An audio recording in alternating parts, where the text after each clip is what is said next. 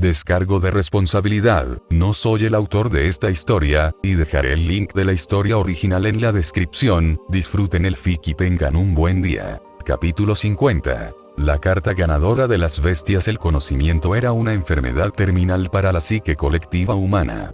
Una vez que la mente absorbe la realidad de lo sobrenatural, el mundo mundano comienza a desmoronarse desde dentro hacia afuera. Para mantener a raya a los monstruos, la gente dedica toda su vida a construir un castillo de razón y ciencia. Sin embargo, la fortaleza se derrumba cuando los líderes mundiales dan la bienvenida a esas criaturas a la mesa. La humanidad no es más que una nota a pie de página en un libro mucho más extenso y mucho más oscuro. Durante los primeros 60 minutos después de que finaliza la transmisión, el planeta prácticamente deja de girar. Es una respiración contenida a nivel mundial hasta que los pulmones arden. Los taxis amarillos de Nueva York permanecieron atascados en medio de las intercepciones. Los conductores salieron al asfalto con las manos flácidas colgando a los costados, mirando fijamente las pantallas gigantes de Times Square. Las enormes pantallas aún parpadeaban con la imagen residual del escudo de las Naciones Unidas. La misma escena se repetía en Londres, donde la lluvia mojaba el pavimento de Piccadilly Circus, y en Tokio, donde las luces de neón de la inmensa ciudad parecían atenuarse ante el silencio. Nadie se amotinó ni gritó, pues la conmoción psicológica hizo que todos permanecieran en el lugar donde escucharon la noticia. Una sobrecarga cognitiva que paralizó los sentidos. Los procesos cognitivos del cerebro humano luchan actualmente por cerrar la brecha entre el mito y la realidad. Un hombre de traje en Manhattan deja caer su maletín. El cierre se abre, derramando una computadora portátil y decenas de hojas de cálculo por el suelo, pero él está demasiado ocupado tratando de averiguar si su miedo infantil a la oscuridad fue realmente una premonición. La descarga eléctrica recorre el sistema nervioso hasta las yemas de los dedos. Miles de millones de personas se llevan la mano a los bolsillos al mismo tiempo. En Frankfurt y Dublín, los enormes centros de datos de WhatsApp y mensaje experimentan un pico de tráfico que provoca que el hardware se caliente en exceso. Las redes celulares colapsan cuando la infraestructura de Internet se ve desbordada por miles de millones de mensajes simultáneos del tipo ¿estás viendo esto? ¿Y es real? Durante un breve instante, el mundo digital se oscurece, dejando a la humanidad a solas con sus pensamientos. Las redes de telecomunicaciones globales colapsaron cuando el aumento repentino de datos salientes superó la capacidad física de los cables submarinos y los repetidores satelitales. El mundo quedó completamente desconectado, obligado a mirar a los desconocidos que se encontraban a su lado en la calle. Una vez que los servidores se reiniciaron y los ingenieros sortearon el pico inicial de datos, Internet estalló en información y emociones. Los únicos que parecen disfrutar del caos son los teóricos de la conspiración, los cazadores de críptidos y los moderadores de foros paranormales. Durante décadas, fueron los marginados, las personas ridiculizadas en los rincones de la web. Ahora, experimentan una reivindicación que roza lo religioso. Los subreddits dedicados a lo oculto se inundan con millones de nuevos usuarios, lo que obliga a los moderadores a bloquear los foros para evitar un colapso total del sitio. Es el momento definitivo de ya lo dije. En la historia de la humanidad, el humor sigue al miedo, como siempre. En 3 horas, el mecanismo de defensa de la era digital toma el control. Twitter, TikTok y Reddit se inundan de memes. La gente bromea sobre la expresión impasible del primer ministro de Japón o el agarre tenso del presidente de Estados Unidos en el podio. En TikTok, los usuarios bailan al ritmo de la señal de 3 tonos del sistema de alerta de emergencia. Los usuarios iniciaron una excavación digital. Millones de personas comenzaron a rebuscar en los archivos de YouTube, recuperando vídeos de baja calidad desde 2005 hasta la actualidad. Imágenes que antes se descartaban como ingeniosos efectos especiales generados por ordenador, engaños o, como Angra las llamaría irónicamente, alucinaciones colectivas, ahora se están reanalizando fotograma a fotograma. Un fragmento de una sombra moviéndose por un bosque en Oregón se analiza minuciosamente en busca de marcadores biológicos. Un video de un destello de luz sobre el Pacífico se compara con los nuevos datos de espacio aéreo anómalo. Los granos de un video borroso de 240p se convierten en la evidencia más importante de la historia de la humanidad. Las religiones son el intento colectivo de comprender una realidad demasiado vasta para ser abarcada por el ojo humano. Durante miles de años, los seres humanos han construido catedrales de piedra y templos con pan de oro para albergar la esperanza de que alguien, en algún lugar, los escuche. La certeza de un único camino a la salvación se desvaneció en cuestión de horas. La fe requiere la ausencia de pruebas, y se convierte en un ataque de pánico. Las pruebas llegan cuando los líderes mundiales admiten que los mitos circulan por las calles. La emisión había confirmado la existencia de mitos, pero había ignorado deliberadamente qué credo específico sostenía la verdad. La Ciudad del Vaticano se encuentra en confinamiento total. El Papa canceló sus apariciones públicas y la Guardia Suiza ha asegurado todas las entradas al Palacio Apostólico.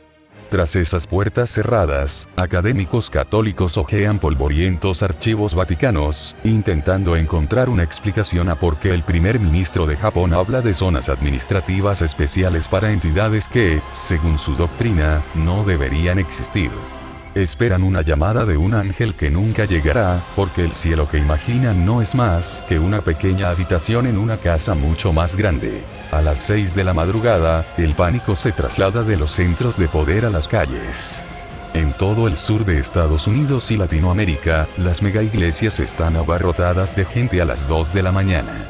Los estacionamientos están repletos de autos, y los llantos y lamentos resuenan por los altavoces. La gente grita sobre el rapto, convencida del juicio final. De la noche a la mañana, los estafadores y los fanáticos se han apoderado de la zona. Al amanecer en la costa este de Estados Unidos, nuevos cultos ya han registrado nombres de dominio. Hombres con túnicas andrajosas recorren las calles de las principales ciudades, portando carteles que afirman haber servido a la oscuridad desde el principio. Son los elegidos de los nuevos dioses, o al menos eso le dicen a cualquiera que quiera escucharlos. La situación no es mejor para los antiguos santuarios. En India y Japón, la gente acude en masa a los templos, arroja ofrendas a los pies de las estatuas y suplica a gritos que sus familiares enfermos se curen o que se les condonen sus deudas. Cuando las estatuas de piedra permanecen intactas, estalla el vandalismo. La gente destroza los mismos altares ante los que se arrodillaban minutos antes, enfadada porque el mundo sobrenatural no les proporciona la gratificación instantánea a la que creen tener derecho. A las 8 horas, comienza el pánico concreto. En esta etapa, el terror se transforma en hambre física. El instinto humano de supervivencia se convierte en un arma brutal. En todo el mundo, los supermercados quedan completamente vacíos. En Londres y Nueva York, los pasillos se han convertido en un campo de batalla. La gente acapara latas de frijoles, agua embotellada y suministros médicos. Los estantes se vacían a las 3 horas de abrir, pero las ferreterías son las que registran el tráfico más interesante. La gente arrasa los pasillos en busca de artículos específicos basados en antiguas leyendas. La sal, los clavos de hierro y las joyas de plata se agotaron en todo el mundo. Desconocían la naturaleza específica de los seres ahora reconocidos por sus gobiernos, así que compraron todo tipo de elementos disuasorios mitológicos. Económicamente, el mundo entró en caída libre. Cuando abren los mercados asiáticos, los números en las pantallas se ponen rojos tan rápido que los algoritmos de negociación se bloquean. Las empresas de defensa ven como el valor de sus acciones se desploma a cero porque las matemáticas no pueden calcular cómo un misil podría dañar a un ser hecho de maná puro. En las ciudades designadas como zonas administrativas especiales, el valor de los bienes raíces ha dejado de existir. Nadie quiere tener un condominio junto a un portal al inframundo. Sin embargo, el fenómeno más peligroso es la hipocondría de la magia. Los hospitales se ven desbordados por millones de personas que afirman sentir un poder creciente en su interior.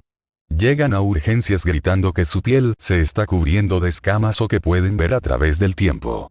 Se ven abrumados por la multitud de personas que sufren, todos convencidos de ser el siguiente paso en la evolución humana. Siento un poder mágico dentro de mí. Un hombre en la pantalla grita mientras es reducido por la seguridad del hospital en Berlín. Me estoy transformando. Soy uno de ellos. El 99,9% de estas personas simplemente experimentan episodios psicosomáticos. Desean tanto ser especiales que sus cerebros inventan síntomas. Al cabo de 24 horas, el mundo que existía la mañana anterior estaba prácticamente muerto. La negación inicial había sido reemplazada por una ansiedad persistente y tóxica. La humanidad comprendió que ahora era la desvalida cósmica, una especie que vivía a merced de poderes que no podía comprender. La gente se dormía, si la adrenalina y el miedo les permitían cerrar los ojos, mirando fijamente las esquinas de sus habitaciones. Sabían que las sombras ya no eran solo un efecto de la luz. Probablemente les devolvían la mirada. Las pantallas holográficas se extendían por todo el anillo, iluminando a las bestias reunidas. Los informes de todos los continentes chocaban en un caos de datos, evidenciando el colapso de una civilización. Desde un punto de vista puramente lógico, la decisión tomada por los líderes mundiales era la única vía que no conducía a la extinción inmediata y total del orden social. En esta era de vigilancia satelital omnipresente y cámaras móviles de alta definición, intentar ocultar la existencia de lo sobrenatural o la distorsión de la realidad era una estrategia fallida. Un secreto de esta magnitud tenía una vigencia que ya había expirado. Un retraso de 7 meses ya constituía una hazaña increíble de contención de inteligencia, probablemente llevada al límite. Fue una apuesta arriesgada con la estabilidad del orden humano, y esperar más habría provocado una catástrofe que ninguna propaganda podría haber evitado. La Goetía determina la sensatez de la decisión. Si las autoridades humanas hubieran guardado silencio, la revelación habría irrumpido en su realidad de una forma mucho más violenta. La aparición de un monstruo en medio de un centro comercial abarrotado, sin explicación gubernamental, habría sido una sentencia de muerte para la confianza pública. No se puede esperar que las masas den su consentimiento a un nuevo orden mundial si ignoran que el anterior ya ha sido destruido. Una revelación espontánea habría sido mucho más caótica.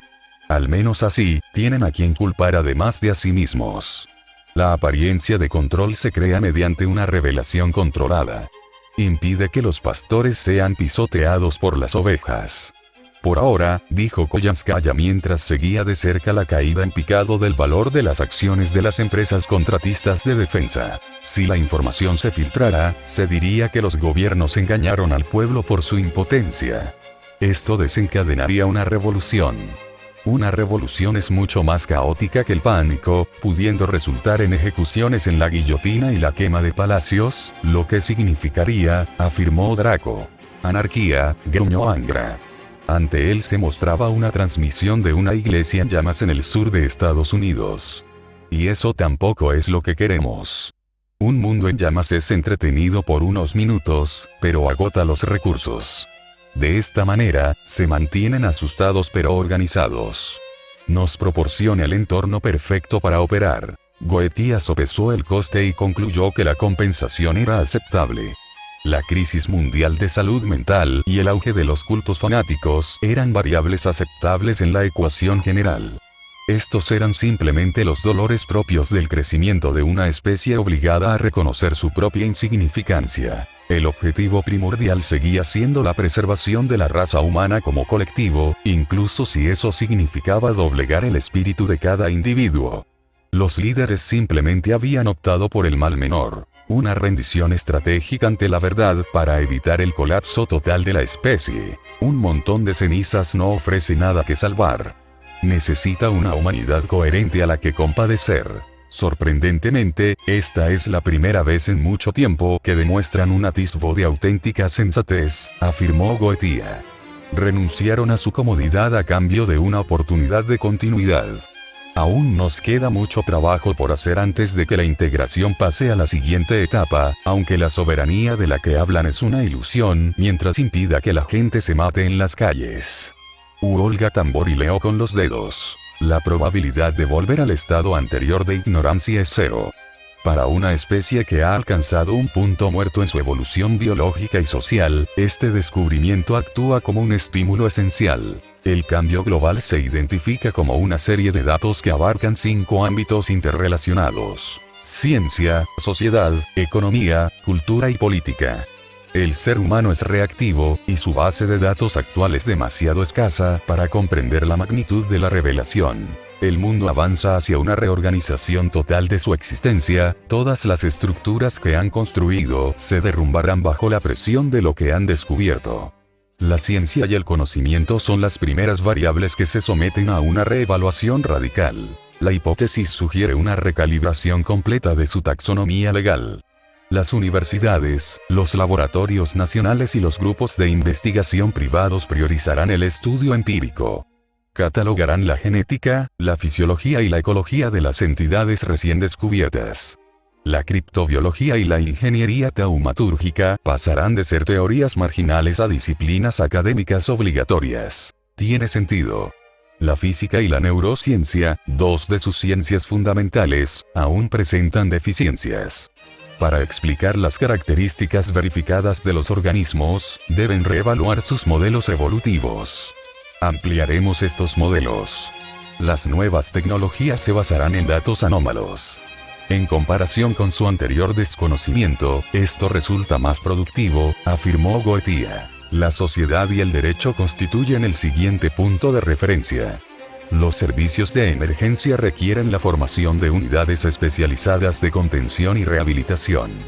La planificación urbana debe adaptarse para dar cabida a los hábitats de alto riesgo y a las zonas seguras designadas. El sistema jurídico se enfrenta a una crisis de personalidad jurídica. Los tribunales tendrán que abordar el problema de la personalidad jurídica y la responsabilidad. Deberán determinar si una especie sobrenatural posee derechos o si la ley la regula como a la fauna silvestre peligrosa. Los casos relacionados con daños a la propiedad y la exigibilidad de contratos que involucren entidades no humanas saturarán sus sistemas judiciales. Algunos ejemplares recibirán protección legal, mientras que otros serán regulados como fauna silvestre peligrosa, creando una compleja jerarquía de existencia. La economía y la infraestructura constituyen los indicadores más volátiles. Surgirán nuevas industrias para explotar recursos sobrenaturales, y los mercados de seguros deberán calcular el riesgo de eventos que alteren la realidad. La fuerza laboral cambiará de rumbo a medida que los humanos se vean obligados a competir con las capacidades de las civilizaciones recién descubiertas o a utilizarlas. Los sectores del entretenimiento y la moda seguirán el rastro del dinero. Los productos de consumo tendrán temática animal. Se producirán películas sobre aquello de lo que antes huían. Para integrar a los nuevos vecinos, surgirán nuevas celebraciones y costumbres. Es simplemente otra forma de aparentar que no tienen miedo, dijo Angra. Sin embargo, el verdadero peligro reside en la polarización. La fricción social es una certeza estadística. La polarización entre quienes abogan por la coexistencia y quienes exigen la erradicación se intensificará. El estigma contra seres o personas con rasgos anómalos impulsará el malestar social. La desinformación difundida por medios sensacionalistas servirá como detonante de esta discordia. La última variable son las consideraciones estratégicas. Los estados clasificarán a las criaturas poderosas como activos estratégicos. Se incorporarán elementos disuasorios no tecnológicos a la doctrina militar. Esto dará lugar a nuevas leyes internacionales relativas a la custodia de las criaturas y a los tratados de control de armamentos. Debe tenerse en cuenta la participación de actores no estatales. Sectas, corporaciones y organizaciones no gubernamentales intentarán vender o utilizar estos ejemplares como armas. Esto supone una grave amenaza para su estabilidad mundial, afirma Goetia.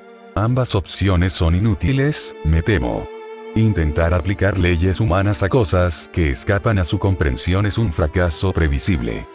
Draco negó con la cabeza. Wolg analiza los modelos proyectados de derecho internacional. Un aspecto curioso es su intento de aplicar tratados humanos a criaturas de nuestro calibre. Sienten que han logrado cierto control al identificar la amenaza. Sirve como estrategia de adaptación para una especie que recientemente se ha dado cuenta de su propia obsolescencia. El viejo mundo ha desaparecido. Si la humanidad no logra integrar lo sobrenatural en su infraestructura, la anarquía resultante hará que la especie quede obsoleta. Cualquier desviación de la ecuanimidad prevista requerirá la intervención de las bestias para evitar la pérdida total del espécimen humano. En cualquier caso, esta integración dará lugar a una nueva normalidad. Los fenómenos sobrenaturales acabarán considerándose simplemente un aspecto más de la ley natural. Tardarán décadas, pero lo fantástico se volverá cotidiano. Sigo sin entender qué pensaban esos líderes al provocar este problema. ¿Por qué decidieron esos ineptos revelar la verdad ahora? Dice Kama. Estadísticamente, es seguro que los humanos terminarán adaptándose a lo sobrenatural. Según datos históricos sobre la invención de la máquina de vapor e Internet, un concepto revolucionario suele tardar 3 décadas en convertirse en una herramienta común para la humanidad. Acelerar este proceso es un riesgo peligroso para los líderes internacionales. Goethe tarareó. Fue un uso ineficiente del foco, pero su pregunta tocó una curiosidad estructural. La metodología de Reveal no es la ideal. Se habría salvado a más trabajadores si la información se hubiera divulgado de forma planificada y progresiva. Esta inesperada filtración de información, provocada por una histeria colectiva evitable, causa un aumento drástico de la tasa de mortalidad. Es un desperdicio innecesario de vidas humanas. Lo que sigue siendo el principal misterio es la fuente de sus datos, señaló Chiara. ¿Cómo confirmaron siquiera la existencia del mundo iluminado por la luna? Suelen estar tan aferrados a sus delirios materiales. La pregunta pone de manifiesto una deficiencia en el modelo actual. Desencadenó de inmediato una comparación de posibilidades. Hipótesis alfa. Las agencias de inteligencia globales catalogaron con éxito anomalías satelitales que eludieron los protocolos de ocultación estándar. Hipótesis beta. Anomalías digitales del mundo sobrenatural se filtraron en servidores públicos antes de que los sistemas de contención pudieran ejecutar una orden de eliminación. La hipótesis beta es más probable dada la reciente degradación de los cortafuegos digitales del orden humano de este mundo. El sesgo inherente del alto mando humano debería haberlo impedido. Favorecen las explicaciones materiales. Los perfiles psicológicos estándar indican que sospecharían primero de las naciones rivales, que utilizan tecnología avanzada y encubierta. Incluso con evidencia visual, la jerarquía administrativa debería haberse resistido a esa conclusión. Para aceptar la existencia de dioses, su resistencia cognitiva debía ser superada mediante una interacción directa e innegable. Los humanos están programados para creer en armas antes que en dioses. Además, las facciones sobrenaturales son seres inteligentes. Poseen la capacidad de ocultar o manipular activamente la vigilancia digital, observó Goethe. Si los gobiernos humanos actuaban con tanta certeza, los datos no solo se recopilaban, sino que se entregaban. Quizás se cansaron de fingir que los encubrimientos eran tan grandes, dijo Angra encogiéndose de hombros. ¿Qué tipo de encubrimiento podría siquiera reprimir todo esto?, preguntó Kama, desconcertada. Fugas de gas. ¿Eh? Gas. Fugas. Las facciones deberían haber permanecido ocultas. Si se rompe ese procedimiento, las partes implicadas obtendrán una ventaja estratégica. La ratificación de la carta por parte de los líderes de Dubái indica que estaban negociando. Las leyes no se hacen para huracanes, le dice Wolga a Goethe. Es una simple deducción. Facciones del bando contrario debieron haber iniciado contacto directo con estos líderes mundiales. Se intercambió información, comprometiendo el secreto del mundo sobrenatural para asegurar una posición en la nueva jerarquía. La tarea de preservación se ha ampliado. La revelación transforma a la raza humana, de un grupo experimental protegido a un recurso visible.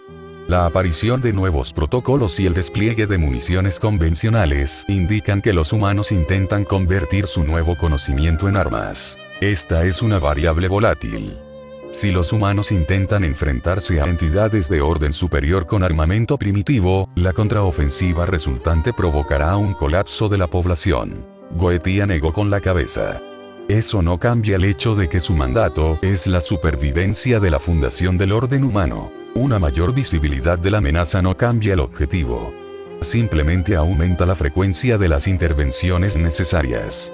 Hacer limpieza parece mucho trabajo, dice Koyanskaya. Pero supongo que es un gasto fijo necesario. La tos de Tiamat interrumpió la discusión y desvió la atención colectiva.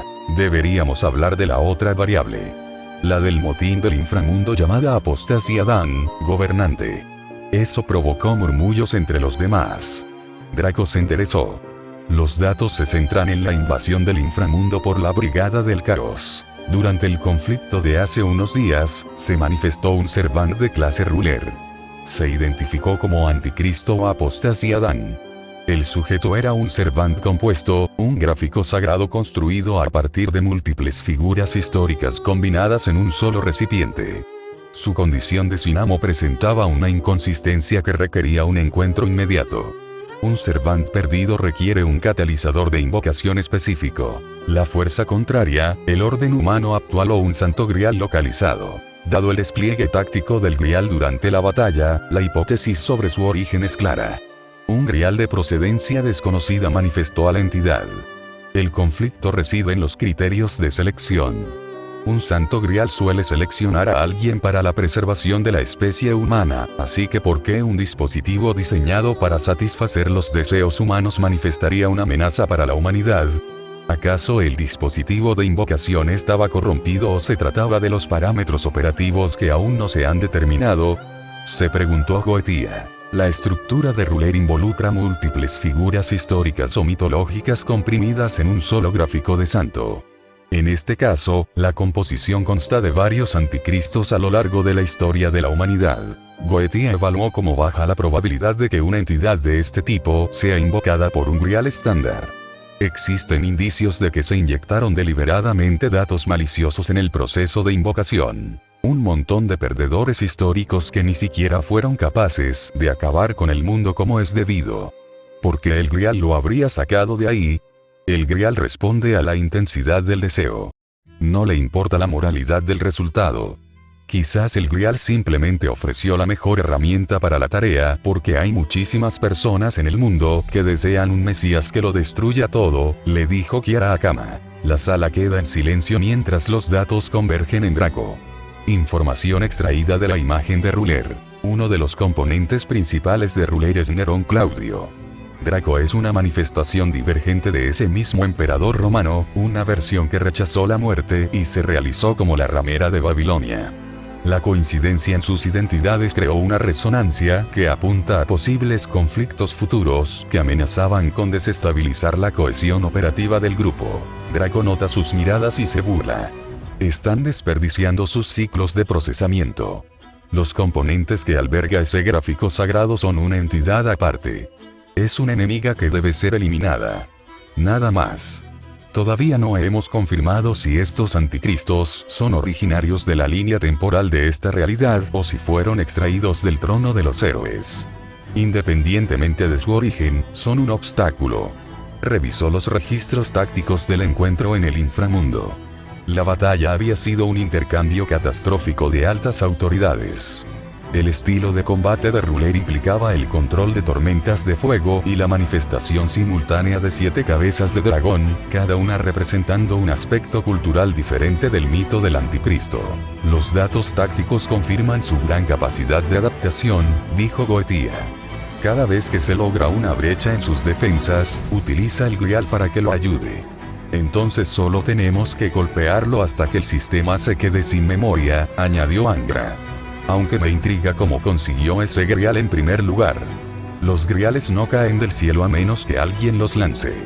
El origen del grial es la variable que falta, señaló Olga. Si proviniera de una línea temporal diferente, la fuerza de contraataque debería haber corregido la anomalía. El hecho de que siga en pie sugiere que el mundo actualmente acepta su presencia como parte válida de la nueva realidad. Por otro lado, nunca podemos confirmar con certeza si existe aquí una fuerza contraria, señaló Tiamat. Representa una amenaza para la estabilidad del orden humano que intentamos preservar. Debemos localizar el grial y cortar la conexión. Sin el refuerzo constante del grial, su gráfico sagrado colapsará bajo el peso de sus propias identidades conflictivas, declaró Goetia. Es probable que la revelación mundial lo saque a la luz. El estado actual del mundo es el hábitat perfecto para alguien como él, comentó Koyanskaya. Todos asintieron. El gobernante se nutre del miedo público y del caos teológico. Era el cebo perfecto. Una vez resuelto este caso, había otro asunto que tratar. El asiento vacío al final del círculo de obsidiana representaba una anomalía en la composición actual del grupo. Pertenecía al recién llegado Camazotz. Su partida para dirigir su propia subfacción proporciona una disminución temporal del caos en la sala, un hecho que parece ser el único respiro para Olga y Koyanskaya. Su resistencia cognitiva a su presencia era previsible.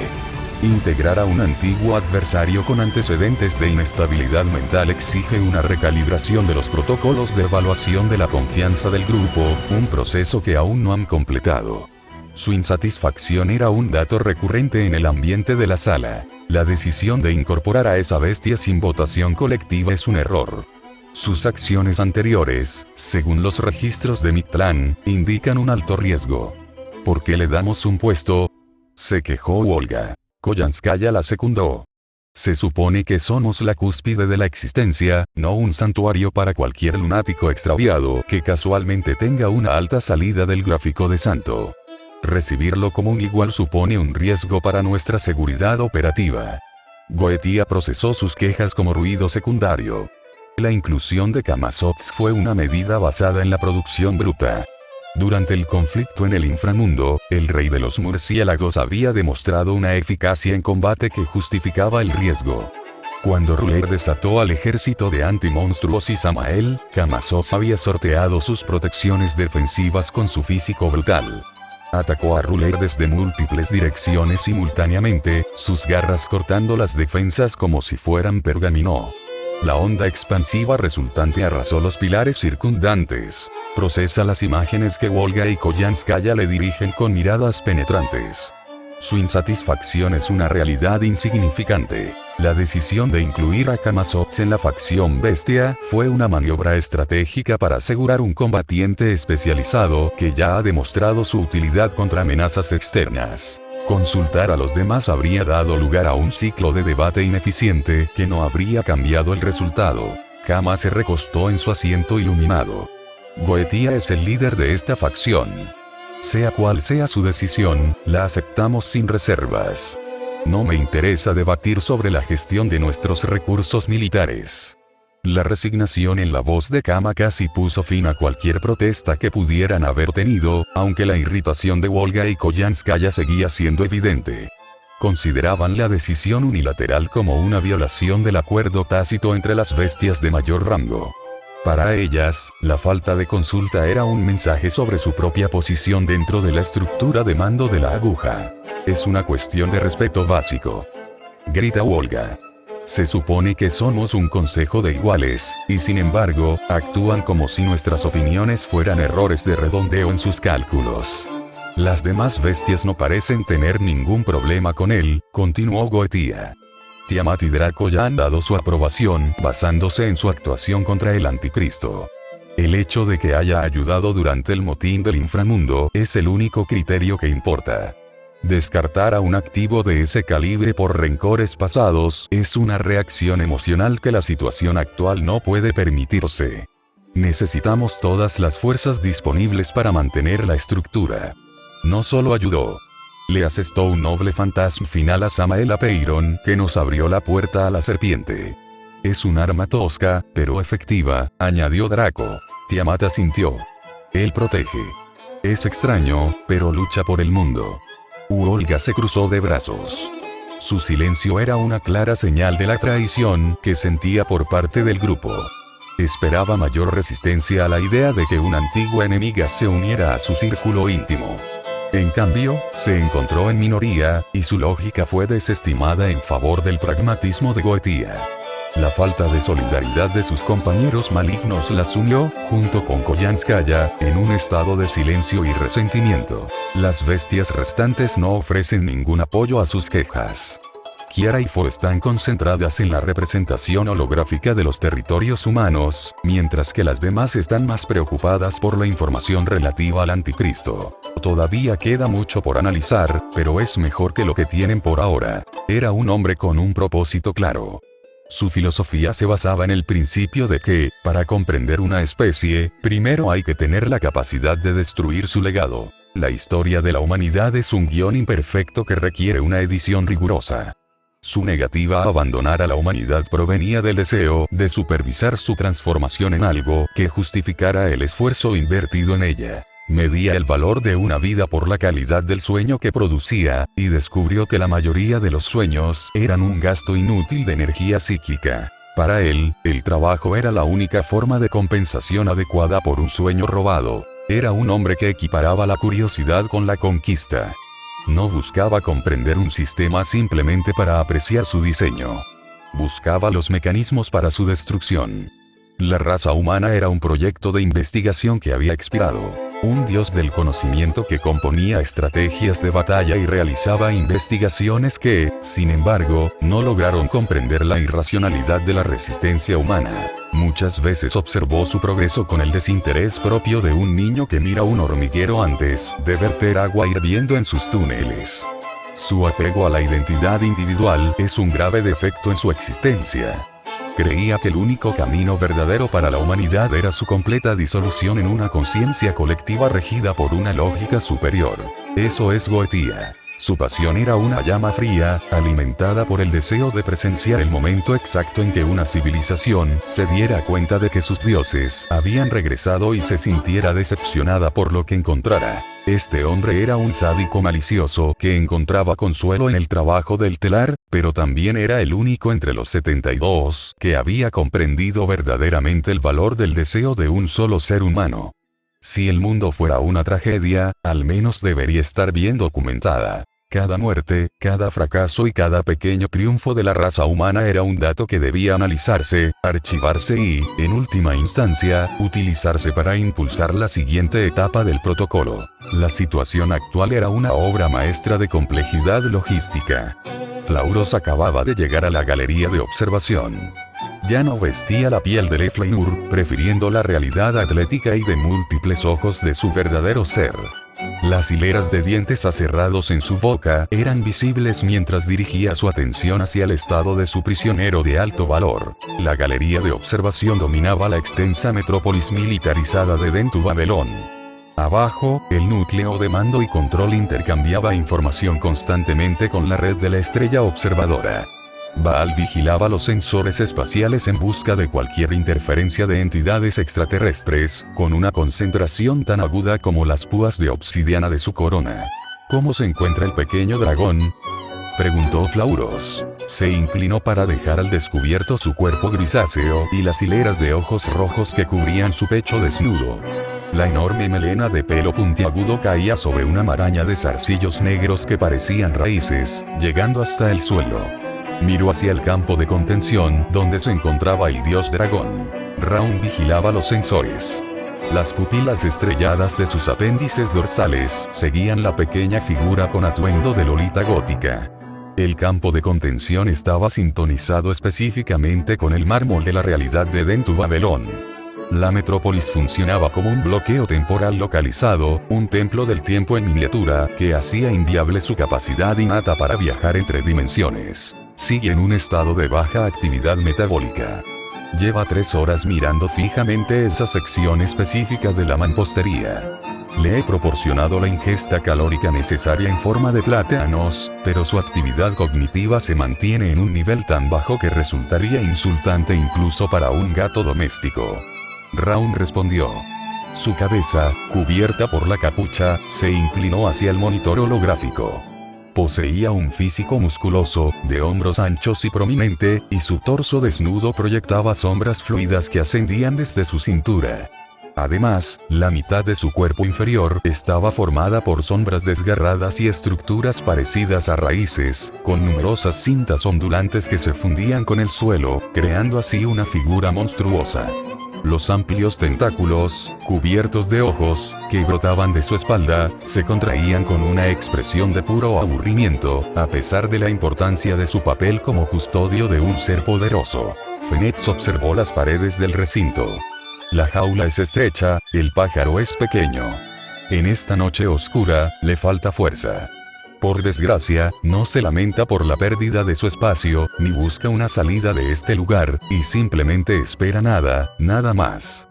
Con rasgos propios de los dioses demoníacos, esta entidad presenta una forma imponente y monolítica adornada con símbolos divinos, oscuros y arcanos. Su torso está esculpido en mármol, mostrando una musculatura pronunciada, mientras que sombras similares a la tinta ascienden desde la cintura, cubriendo el abdomen y el pecho.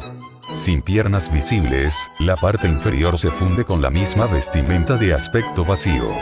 Un rostro blanco, liso y sin rasgos, completa su apariencia. Marcas negras con forma de diamante rodean la base del cuello, y pequeños remaches dorados con forma de diamante están incrustados en la parte superior de los hombros. De forma singular, un tocado dorado corona la figura, con una estructura horizontal en zigzag, similar a un acordeón, formada por recortes en forma de diamante sobre la zona de los ojos, que culminan en adornos dorados cilíndricos a cada lado de la cabeza. Púas doradas verticales irradian hacia afuera como una corona, y una abundante cabellera blanca y sedosa cae en cascada desde la parte posterior de la cabeza. Unos ojos cristalinos demoníacos rodean la parte superior del cuerpo, extendiéndose hacia afuera. Opis estaba sentada en el centro del campo de gravedad nula. No se percató de la presencia de los pilares. La falta de expresión emocional por parte del prisionero era motivo de creciente irritación para los elementos más vengativos de la mentalidad colectiva. Este tenía una apariencia desenfrenada. Sin rostro, salvo por dos ojos rojos brillantes, una corona de tiara de largas púas puntiagudas, dos largos mechones planos de cabello pálido y el mismo cuerpo masculino de mármol, una enorme marca roja o un conjunto de venas brillantes domina el pecho, formando un patrón circular tosco parecido a una jaula. Cruzando los hombros y el pecho hay gruesas correas rojas que se asemejan a vendajes espinosos. Detrás flota un enorme halo semicircular formado por una serie de grandes ojos demoníacos cristalinos de color carmesí y multifacéticos. La mitad inferior es una vasta masa vacía de raíz negra, con un cordón rojo, que recuerda a una cola espinosa similar a una enredadera, que se enrosca alrededor de la base de la falda y se pierde en las sombras. ¿No es una situación lamentable? Infinito, la entidad venerada que fuiste, ahora se encuentra enredada con aquellos a quienes antes despreciabas. Es, sin duda, una situación deplorable, fruto de la falta de precaución, la provocó Baal. Opis miró el rostro inexpresivo de Baal. Me tomó por sorpresa. El veneno fue inesperado. Lo inesperado no es más que un error garrafal. Una entidad omnipotente debería tener la capacidad suficiente para anticipar cualquier engaño o traición. Te has convertido en una figura insignificante, un dios de la nada, y eso es precisamente en lo que te has convertido en esta sala, replicó Baal. Opis entró en lo que parecía ser su modo de reflexión. No pensé que existiera algo diseñado para matarme porque no creía que pudieran matarme. Fue un error. Las venas rojas de Baal brillaban con más intensidad sobre su pecho. Un error. Perdiste parte de tu poder por un lapsus de concentración. Tenemos humanos que demuestran mayor instinto de supervivencia que tú. Abrió la boca para replicar. Era un peligro que... No uses palabras que requieran una capacidad cognitiva que claramente sacrificaste para presenciar tu propia extinción. No había peligro. Tropezaste con las leyes fundamentales de la causalidad como un potrillo recién nacido sobre hielo. Llamar a tu fracaso un error es un insulto para todo ser sensible que haya cometido un error genuino, especialmente para los dragones. Eres un monumento andante a la senilidad divina. Sigo siendo el infinito. No tienes nada. Eres infinito solo en el sentido de que tu estupidez no conoce límites. Se suponía que eras un absoluto, pero fuiste destruido por un compuesto químico que un primate medianamente inteligente podría haber sintetizado en un garaje. Eres el equivalente cósmico de una errata que el universo finalmente se está dignando a borrar. Sus ojos parpadearon. Había algo en ellos que brilló con una chispa, casi como un vestigio de orgullo. El veneno era. Para mí, es una prueba de fuego para la relevancia, y la has suspendido. Baal ni siquiera la dejó terminar la frase. Deja de hablar. Cada sílaba que sale de tus labios es una violación de los sentidos. Es realmente impresionante, de una forma morbosa, cómo has logrado pasar de ser una entidad omnipotente a un desecho metafísico desechado en tiempo récord. Si tuviera que trazar un mapa de tu destreza táctica, sería una línea recta que apunta directamente a un contenedor de basura. Eres un chiste que se alargó demasiado. No lo hagas. Eres tan complejo como un charco y el doble de superficial. No te diste cuenta de que te estaban cortando porque estabas demasiado ocupado inhalando el aroma de tu supuesta grandeza. Eres un fracaso envuelto en un manto de delirios.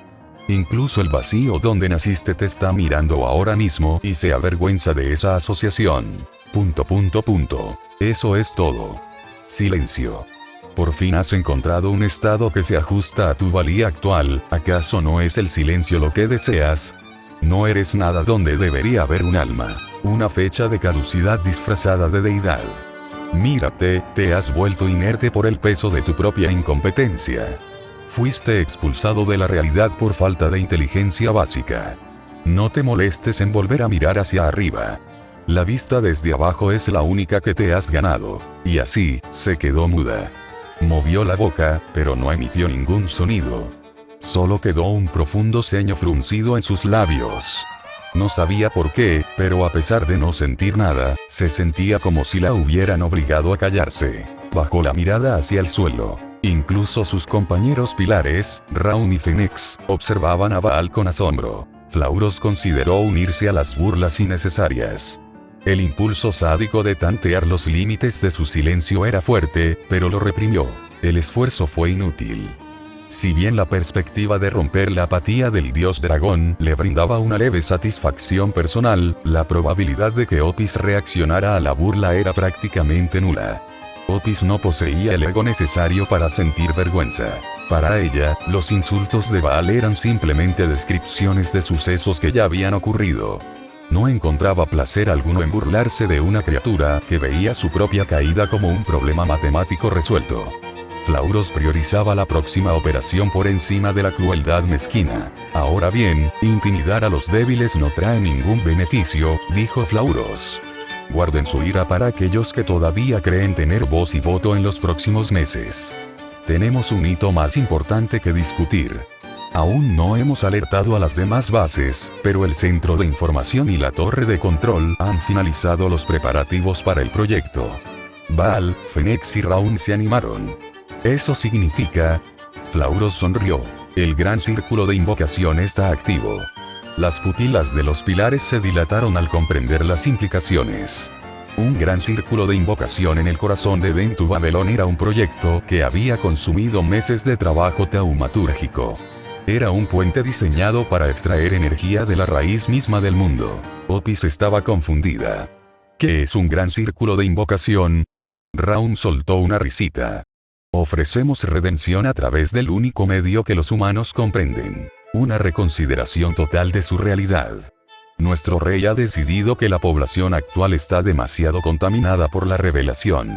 Necesitamos una chispa que reajuste el equilibrio emocional del planeta. El rostro inexpresivo de Baal se inclinó hacia ella.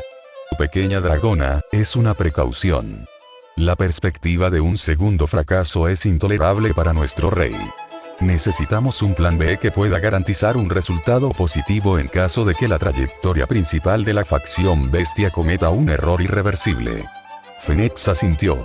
El plan es ambicioso, el riesgo es enorme, pero para evitar la caída, para los humanos que lo han perdido todo, es la red para alcanzar el futuro rápidamente.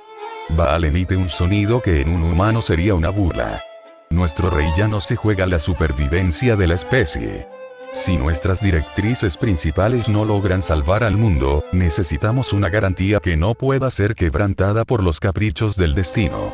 El ritual de corrección del orden humano sigue siendo la prioridad. La salvación a través del dolor era mi antigua filosofía, pero nuestro rey ha refinado los parámetros. Ya no estamos incinerando la historia humana, somos el escudo que no sabían que necesitaban, añadió Raun. Un mecanismo de seguridad, dice Fenix. Una hoja para cortar el hilo de la desesperación, una luz para guiar a los perdidos a través de la más profunda oscuridad. Aprobamos la sabiduría del rey.